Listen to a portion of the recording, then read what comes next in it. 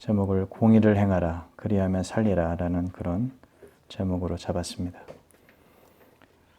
성경은 출애굽기하고 신명기 두 군데에서 같이 채택을 했어요. 우선 출애굽기 22장 21절부터 24절까지 그리고 신명기 10장 18, 19절 이렇게 해서 두 곳을 제가 한번 읽어보겠습니다.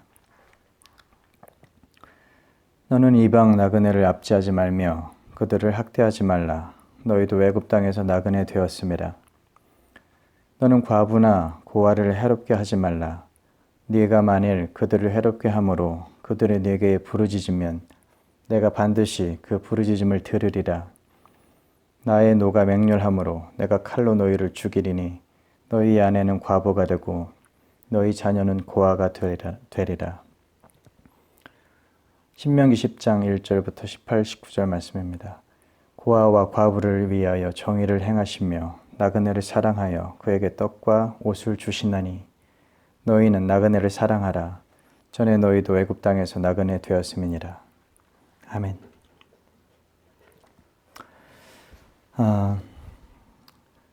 오늘 성경 강론을 시작하기에 앞서서 아까 기도할 적에 여러분들이 혹시 조금 놀라셨을지도 모르겠는데요.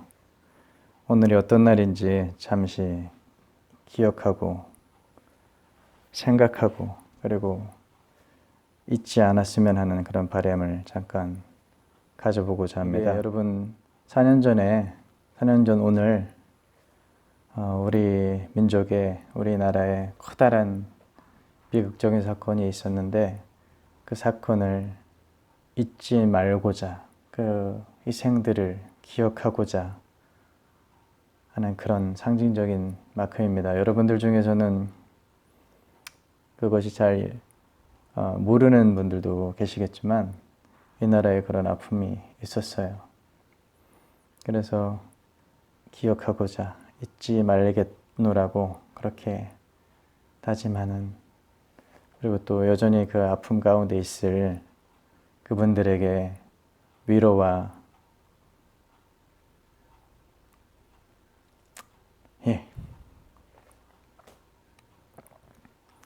그냥 노란 리본을 보면 그것을 어떤 분들은 정치적인 그런 시각을 가지고서 이해하시려고 하는 분들이 많이 있는데요.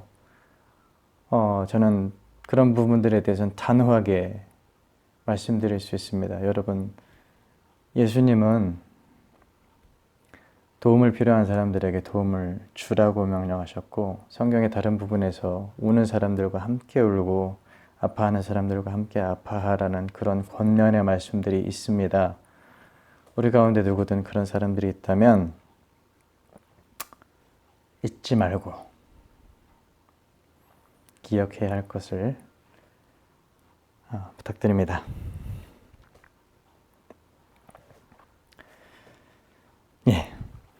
이제 시작할게요.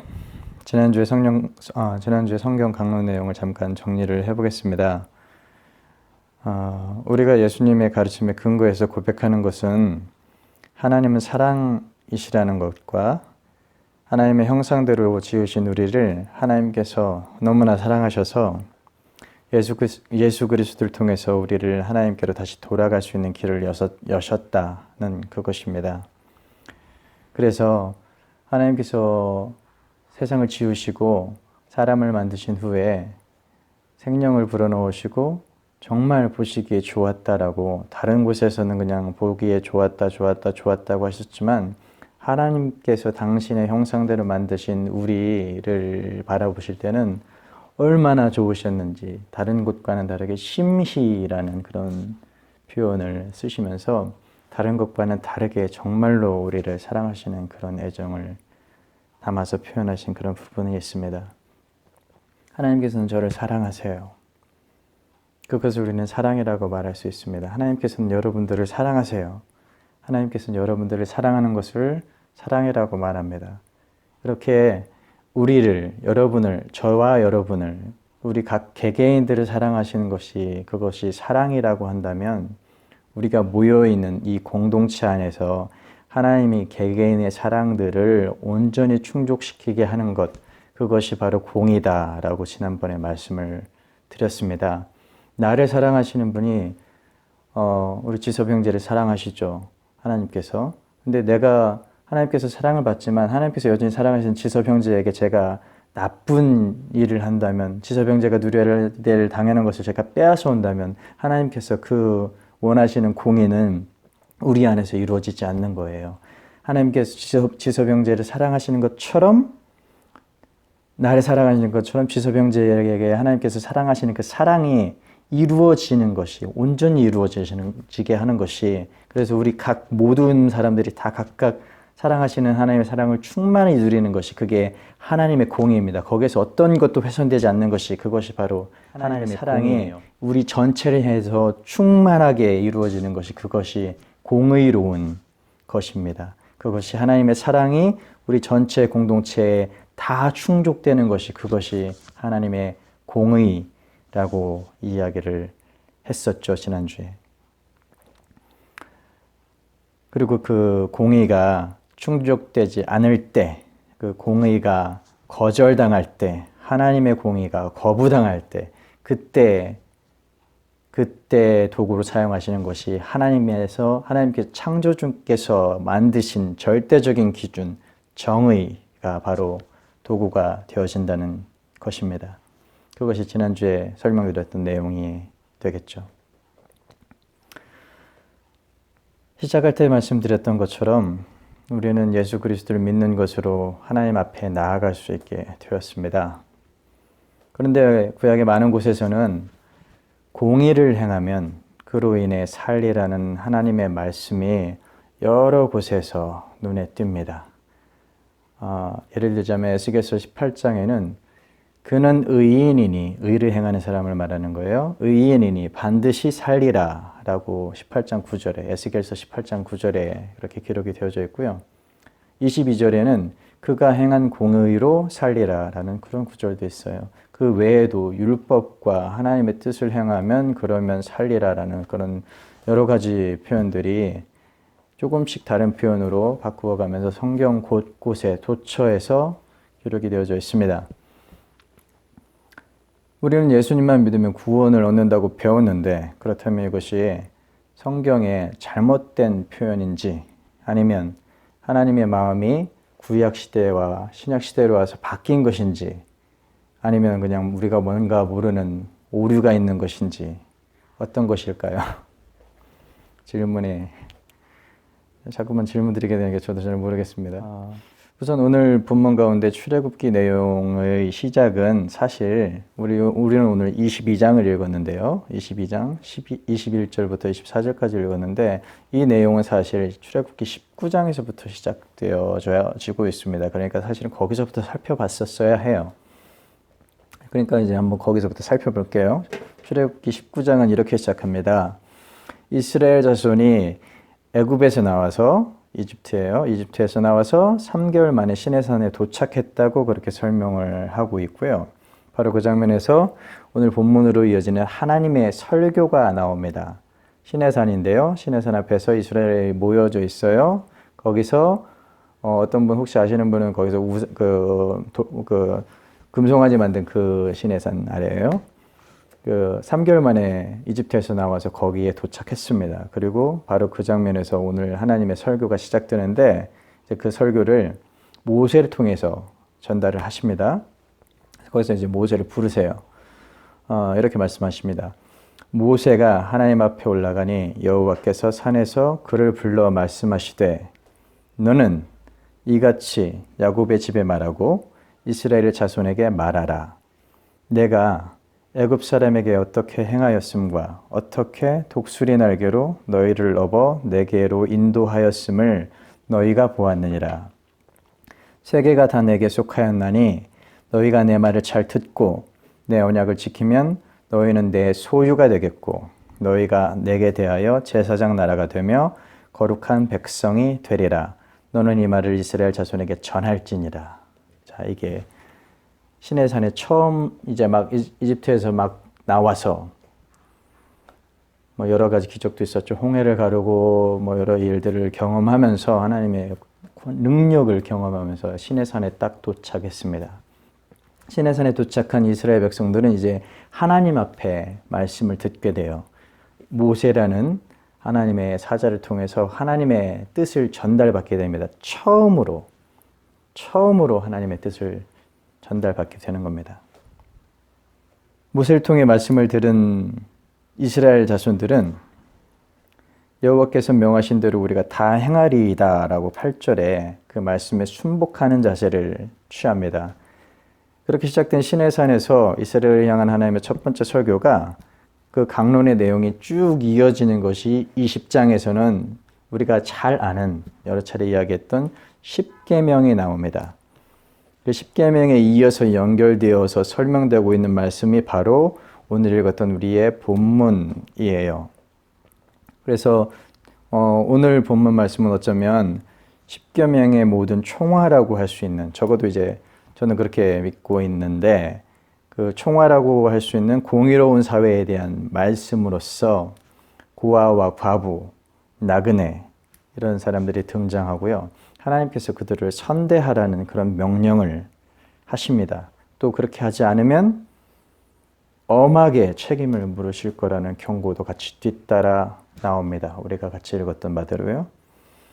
어떻게 엄하게 경고하시냐면 그 사람들을 선대하지 않아서 하나님 앞에 부르짖으면 내가 그 부르짖음을 듣고 반드시 듣고 내 노가 맹렬해져서 화가 나셨다는 거예요. 내가 내 칼로 너희를 죽이리니. 그래서 그렇게 하지 않은 사람들의 자식들이 다 고아가 되고 남편 죽어서 과부가 되고, 그러니까 행한 대로 보응받는다는 그런 내용의 엄한 경고가 이 본문에 있죠. 무시무시합니다. 고아와 과부가 그리고 또 나그네가 왜 사회적인 약자가 되어져 있느냐면요. 고아, 과부라고 하는 것은 그 고대 사회에서는, 대부분의 고대 사회, 특히 이스라엘에서는 여자에게는 법률적인 권한이 전혀 없었습니다. 남자라고 할지라도 만 12세 이전의 남자들에게는 법률적인 권한이 주어지지 않았어요. 앞으로 이스라엘의 정복 사업을 통해서 많은 성인 남자들이 죽게 될 텐데 그 자녀들은 고아와 과부로 남겨지는 사람들이 발생할 수밖에 없는 사회 구조였었어요. 그 사회에서 고아와 과부는 다른 사람이 어떤 악한 짓을 하더라도 법적인 보호를 받을 수 있는 장치가 없었습니다. 그렇기 때문에 이스라엘 사회에서는 신무르는 자라는 사람도 있었고 친족이 그 보호자의 역할을 먼저 해 주어야만 했었어요. 그것이 제도적으로 많은 것들이 이제 발전되어지기도 하는데, 아무튼 이 당시에서는 그래서 고아와 과부가 아무런 보호도 받지 못하는 사회적인 사각지대에 놓여져 있는 그런 계층들을 일컫는 표현으로 보여지는 것입니다. 그리고 또 나그네라는 존재는 마찬가지로 지금은 무슨 어디를 여행하고자 하면은 스마트폰이나 여러 그 인터넷이나 이런 것, 이 웹서핑을 통해서 많은 정보들을 우리가 먼저 가지고 지리적인 그 지역의 특징 이런 것들을 파악하면서 찾아갈 수 있지만 고대 사회에서는 그런 것들이 전혀 할 수가 없었습니다. 그러니까 나그네가 어딘가 모르는 객이 되어서 어딘가를 여행할 때는 많은 경우에 목숨에, 자신의 신변의 위협을 느끼면서까지 여행을 했어야 했습니다. 그렇기 때문에 고대 사회의 하나의 미덕이요 덕목으로 여겨졌던 것들은 나그네를 대접하는 것이 그 부족, 그 공동체에 굉장히 요구되는 덕목으로서 받아들여지기도 했습니다. 그렇기 때문에 성경도 마찬가지로 고아와 과부를 당연히 지키고 보호해야 되는 대상으로, 나그네를 도움을 필요로 하는 존재로 그렇게 이야기하는 이유는 바로 그런 것들입니다. 오늘 먼저 읽었던 그 출애굽기의 말씀 외에 신명기의 말씀의 배경도 한번 살펴봅시다. 아까 출애굽기는 시내산에서 시작된 하나님의 설교가 11조로 이어지는 것과 이어서 같은 연결되는 맥락에서 설명을 드렸죠. 또 다른 부분 신명기는요. 이 중에는 신명기에 대해서 잘 아시는 분도 계신 것처럼 가나안 땅을 앞에 두고 모세는 들어가지 못하게 되었습니다. 이 모세가 이스라엘 백성들을 향해서 고별 설교하는 장면이 바로 그 고별 설교의 내용을 모아놓은 책이 바로 신명기로 우리가 잘 알고 있는데요. 현재 가나안 땅 앞에 도착해서 약속의 땅을 바라보고 있는 거예요.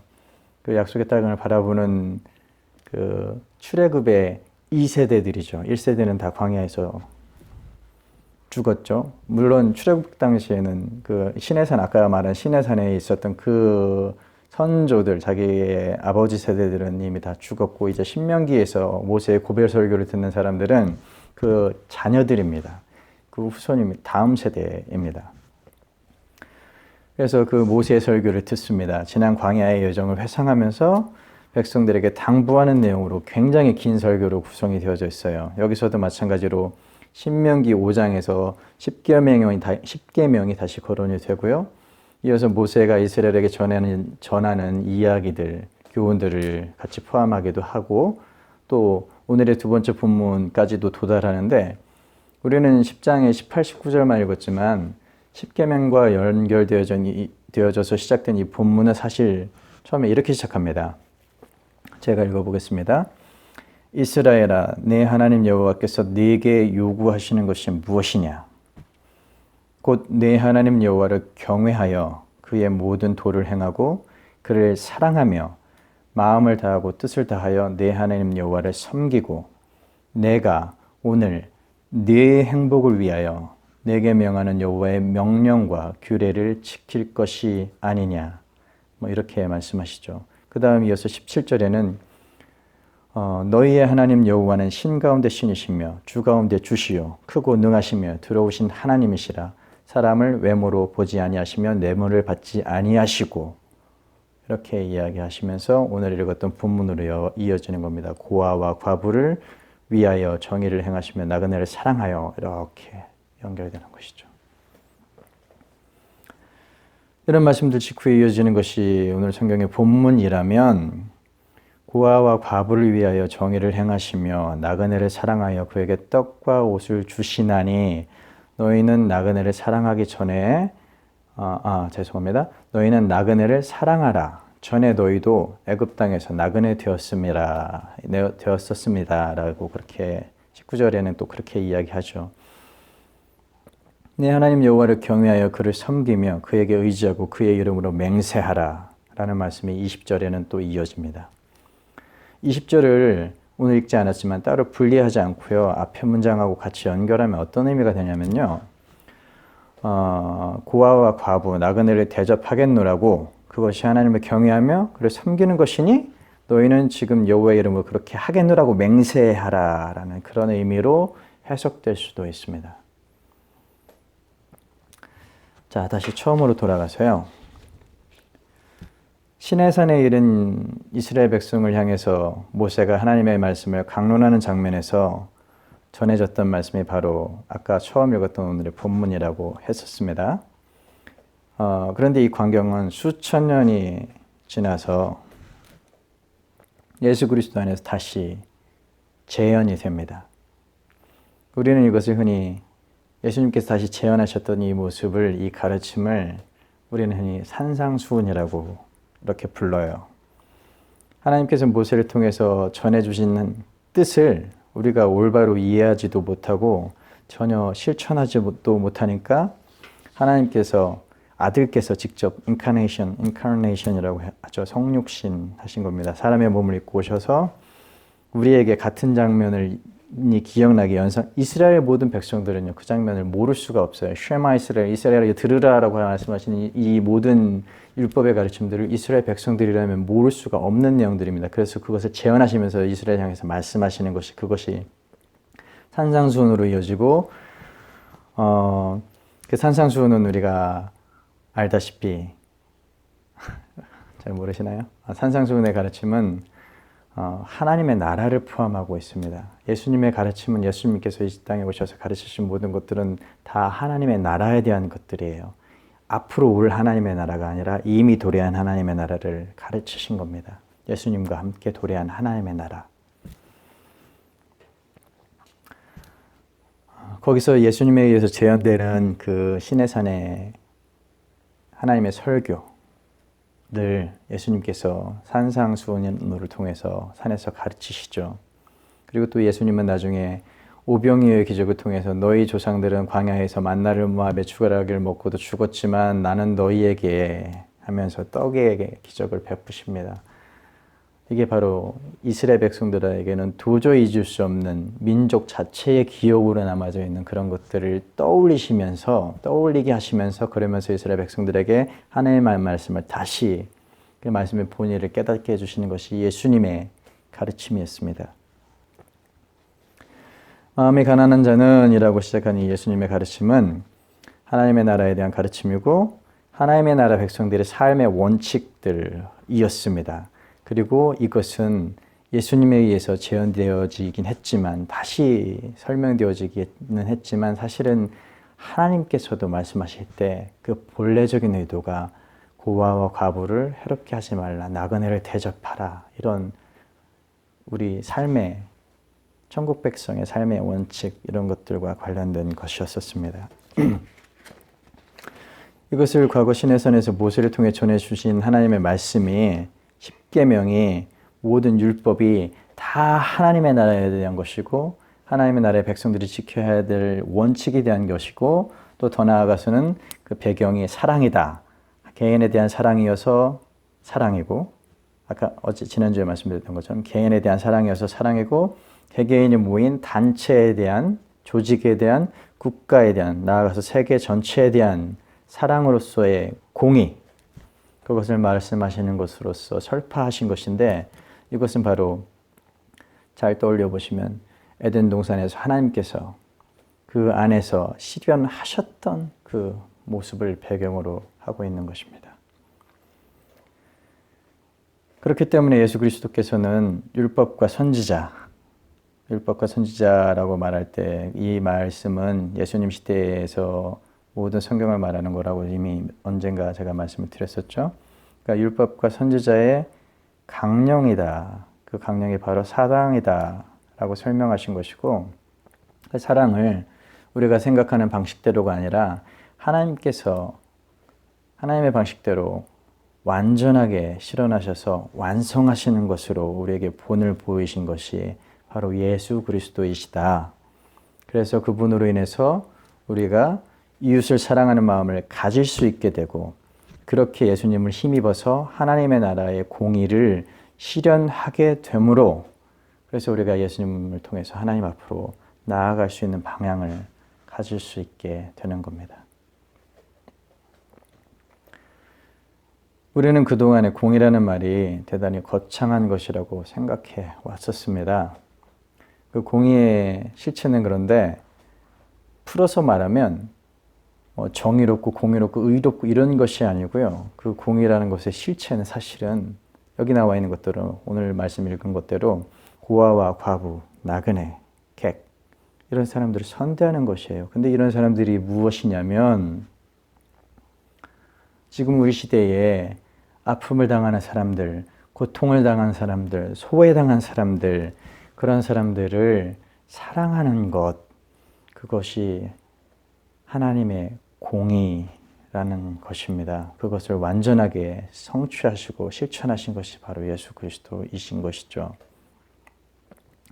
그렇게 하나님께서 사랑하시는 우리 모두가 누구도 소외됨이 없이 모두 행복을 누리는 사회가 바로 하나님의 공의가 이루어지는 사회입니다. 그래서 예수님께서도 양과 염소의 비유를 들어서 지극히 작은 자 한 사람에게 행한 것이 나에게 행한 것이다 라고 가르치신 것도 바로 이런 구약의 말씀과 일맥상통하는 것입니다. 뜻이 같이 통한다는 뜻이죠.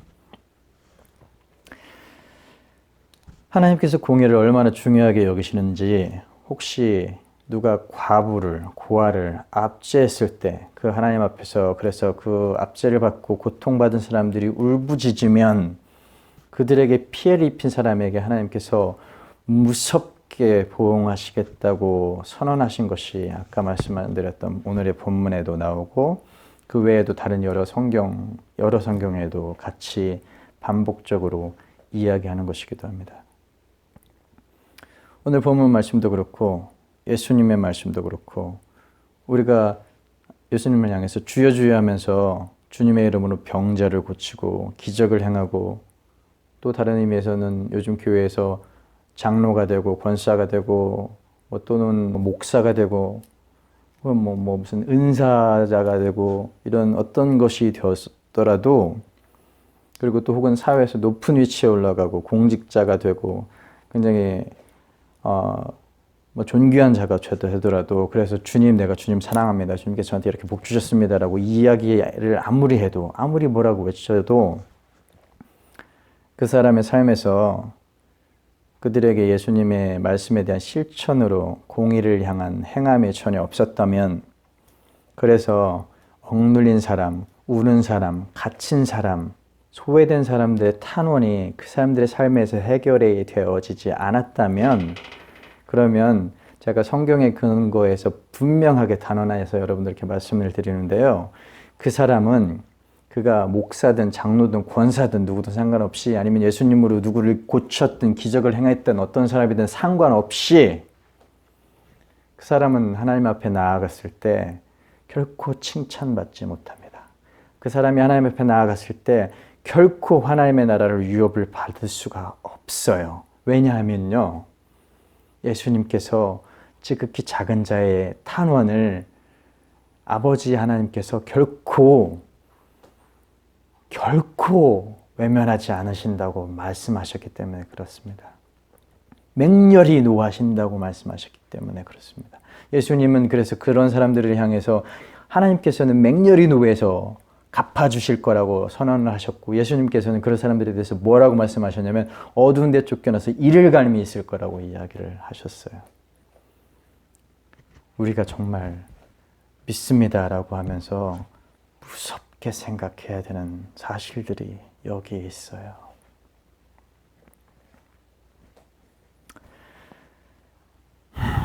저는 하나님께서 왜 이스라엘 백성들을 이집트에서 노예로 살게 하셨을까 하면서 많은 생각을 해봤는데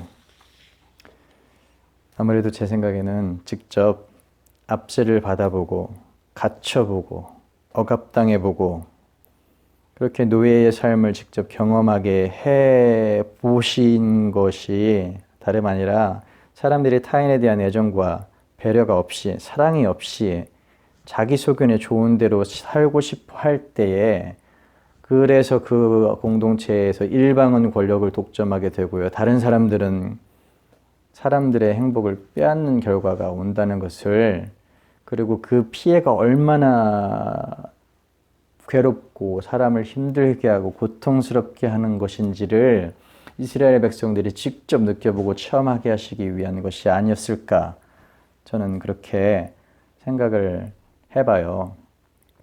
왜냐하면 성경의 많은 구절에서 너희도 애굽 땅에서 나그네 되었었다. 너희도 애굽 땅에서 종되었었다. 이렇게 하나님께서 자꾸 반복적으로 회상해서 상기시켜 주시는 것을 보시면 너네들이 직접 그런 고통을 겪어봤었으니까 너네들은 하지 말아라. 그래서 내가 너희에게 이런 율법도 주고 이렇게 설명해 주신 것이 바로 그런 의도가 아니셨을까 저는 그렇게 생각을 해보게 되었습니다. 그래서 이스라엘 자손들은 자신들의 조상이 그런 노예의 삶을 고통스럽게 살았으니까 자신들은 타인의 행복을 빼앗지 않게 하시려고 함이 아니었을까 이런 생각을 해봤습니다. 오늘 강론을 이만 마치겠습니다. 공의를 행하면 살리라 라는 성경 말씀은 많은 곳에서 나타나요. 신명기 16장 30절에 너는 마땅히 공의만을 따르라 그리하면 내가 살겠고 내 하나님 여호와께서 주시는 땅을 차지하리라 라고 말씀하신 것도 있고 또 공의를 행하는 자를 의롭다고도 하십니다. 역대하에도 6장 23절 정도 되는 것 같습니다. 이 공의라는 표현은 성경 모든 곳에서 매우 중요하게 드러나는 표현이고 하나님께서 우리 삶을 통해서 반드시 실현하시고자 하시는 가장 소중한 가치입니다. 나 개인을 사랑하시는 것뿐만 아니라 우리가 모인 모든 사람들을 향해서 누구도 소외됨이 없이 다 하나님께서 사랑하시는 것이 완성되고 실현되어지기를 원하시는 것, 그것이 공의로운 사회이기 때문에, 그래서 하나님께서 원하시는 가장 소중한 가치가 바로 공의입니다. 창세기에는 이미 에덴 동산에서 그런 세상을 하나님께서 창조하셨어요. 그리고 아담으로 인해서 사람들이 이제 자기 가치 판단의 기준이 하나님이 아니라 이제 자기에게로 옮겨져 왔죠. 아담으로 인해서 선악을 알게 하는 나무를 먹음으로 인해서, 그래서 이제 모두가 자기 소견에 좋은 대로 살기 시작하면서 하나님의 그 공의로운 사회가 깨졌습니다. 그래서 출애굽기, 역사서들을 쭉 시편, 자면, 하물며 천지서들에서는 이스라엘이 하나님의 공의를 버렸기 때문에 멸망한다고도 기록하고 있고, 그래서 하나님께서는 공의로운 메시아를 통해서 이 땅에 의로 통치하실 것이라는 공통적인 메시지를 성경 전체를 통해서 우리에게 주십니다. 우리가 예수님을 믿어서 구원에 이른다는 것은 우리가 예수님을 믿을 때 우리가 할 수 없었던 사랑, 공의를 온전하게 이루신 예수님의 공로가 내 것처럼 인정받게 되기 때문에 그런 것이고, 더 나아가서 예수 그리스도의 이름으로 아버지께서 우리에게 보내주시는 성령께서 예수님께서 하신 것처럼 우리도 이웃을 사랑하고 우리 자신의 소견이 아니라 성령의 소견대로 공의를 이루어 갈 수 있게 하시기 때문에, 그 공의를 이루는 것이 하나님의 본래의 뜻이었기 때문에 구약의 많은 곳에서 하나님의 율례와 법도, 즉 공의를 행하면 살 것이라고 말씀하신 것의 배경이 되는 것이었습니다. 그러나 만일 우리가 그 공의에 반한다면, 그 공의로운 사회를, 공의로운 세상을 거부한다면, 그것을 위해서 준비된 절대적인 판단 기준이 정의가 되겠죠. 여러분, 우리에게 믿음은 다른 것이 없습니다. 예수님을 믿는다는 말만으로는 우리가 하나님의 나라를 유업으로 받을 수가 없어요. 예수님을 믿는다면 그분이 우리에게 요구하시는 것에 반응해야 합니다. 예수님은 나더러 주여 주여 하는 자가 아니라 아버지의 뜻대로 행하는 자가 하나님의 유업을 받을 것이라고 하셨어요. 하나님 아버지의 뜻은 우리 모두가 행복해지기를 바라는 것입니다. 우리 모두 개개인에 대한 사랑을 하나님께서 누구도 소외됨이 없이 다 충만하게 누리시기를 원하시는 것이, 그것이 공의로운 사회이고, 그것을 공의로운 사회를 이루고자 하시는 것이 하나님의 뜻입니다. 그래서 그 공의를 행하면 그것으로 인해 살리라라는 구약의 말씀들은 이미 에덴 동산에서 하나님께서 실현하셨던 천국이고, 다시 이 말 새 하늘과 새 땅, 새 예루살렘에서 하나님께서 이루실 세상이기도 합니다. 믿음은 다른 것이 없습니다. 여러분들에게 하나님의 공의를 이루어 가도록 함께 노력해야 합니다. 여러분 주변에 누군가 눈물을 흘리는 사람이 있다면 그 사람을 예수님처럼 생각하세요. 여러분 주변에 누군가 아픔이 있는 사람이 있다면 그 사람을 그냥 버려두지 마세요. 그 사람이 울고 있을 때 그 눈물에 우리가 함께 예수님의 마음으로 우리가 그 눈물에 반응하지 못한다면 우리 역시 하나님의 공의 앞에서 벗어나게 됩니다. 그러면 그 무거운 책임을 저는 그것이 정말 두렵습니다. 아니, 그것이 정말 두렵다기보다는 모르겠습니다. 저는 누군가의 눈물이 보이면 그냥 지나갈 수가 없게 되잖아요. 여러분들도 그렇게 되잖아요. 예. 누군가의 눈물 앞에 반응하는 우리들이 되었으면 좋겠습니다. 누군가의 도움이 필요한 그 상황에 예수님의 가르침에 반응하는 우리들이 되었으면 좋겠습니다. 한 주간 평안하시고 다음 주에 뵐게요.